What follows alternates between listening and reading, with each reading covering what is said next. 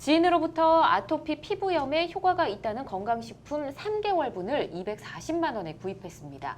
지인을 믿고 구매한 만큼 아토피가 얼른 낫길 바랐죠. 그런데 건강식품을 복용하던 중 아토피 피부염에 효과가 없는 것은 물론 오히려 부종과 발진이 심해졌습니다. 이에 저는 지인에게 반품과 치료비 등의 배상을 요구했는데 계속 거부당하고 있습니다. 고가의 건강식품을 환불받고 치료비를 보상받을 수 있을까요? 라고 보내주셨네요.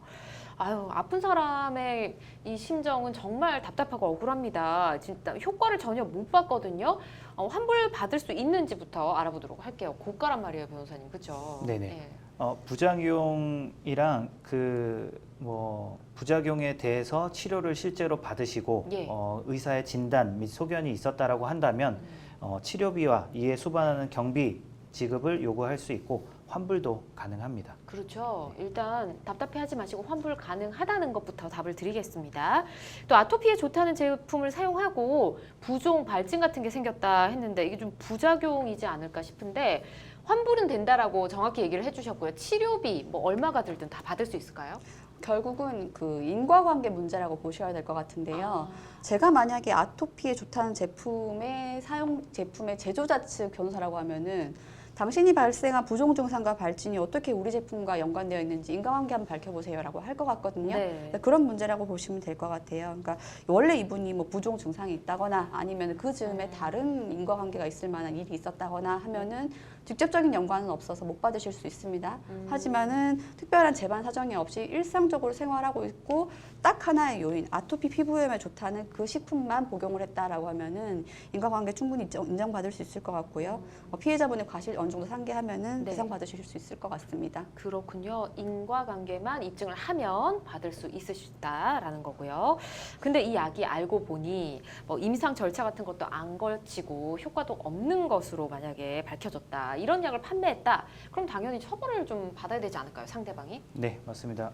불법 의약품 판매 시에 판매자의 경우 최대 징역 5년 또는 벌금 5천만 원에 처해질 수 있게 됩니다. 그리고 예. 나아가서 어떤 이러한 임상 절차 등을 거치지 않았음에도 불구하고 거쳤다고 하거나 예. 효과가 확인되지 않았음에도 불구하고 효과가 확인됐다고 과대 광고를 하는 경우에 예. 사기죄로도 문제가 될 수 있겠습니다. 그렇군요. 알겠습니다. 그리고 뭐 인터넷을 만약에 찾아봤는데 이 제품으로 똑같은 뭐 비슷한 뭐 피해를 입었다든지 이런 사람이 있었을 수도 있지 않습니까? 그런 걸 알고도 팔았다. 그러면 사기죄 이런 거에도 적용이 될까요? 그 지인이 언급했던 내용이 무엇이냐에 따라서 거짓말이 될 수도 있고 그냥 단순 과장 광고가 될 수도 있을 것 같은데요. 예. 지인이라는 사람이 별 문제 없다. 이거 다 쓰고 다 좋았고 다 평이 좋다. 부작용은커녕 안 좋다는 평이 하나도 없다라고 하는 식으로 제품을 홍보했다라고 하면 이건 단순한 제품 광고를 넘어선 기망이고요. 네. 그에 이르지 않고 뭐 아예 부작용을 일으킨 사람들이 있다 없다에 대해서 특별히 언급하지 않고 제품의 효능만을 강조한 정도라고 하면은 이걸로는 사기죄가 좀 어려울 수도 있을 것 같고 기망행위의 태도가 무엇인지에 따라 좀 달라질 것 같습니다. 그렇군요. 저희가 여러 가지 좀 가정에서 질문을 드려봤는데 만약에요 이분이 환불을 못 받게 된다면 그리고 뭐 나한테만 부작용이 일어난 거다라고 그쪽에서 주장을 한다면 그럼 뭐 나도 이거 뭐 중고로 팔지 뭐 이렇게 생각할 수도 있잖아요. 네. 이렇게 인터넷에 다시 되파는 건 어떨까요? 이제 건강보조식품이라는 것이 여기서 다시 문제가 되는데요. 건강보조식품을 판매하려는 자는 예. 신고하고 이제 신고한 상태에서 판매를 해야 됩니다. 시장이라든지 도지사라든지 네. 군수라든지 구청장에게 신고를 하고 판매를 해야 되고 판매를 할 때도 포장된 건강식품을 이렇게 포장을 뜯어서 소분해서 판매해서는 안 됩니다.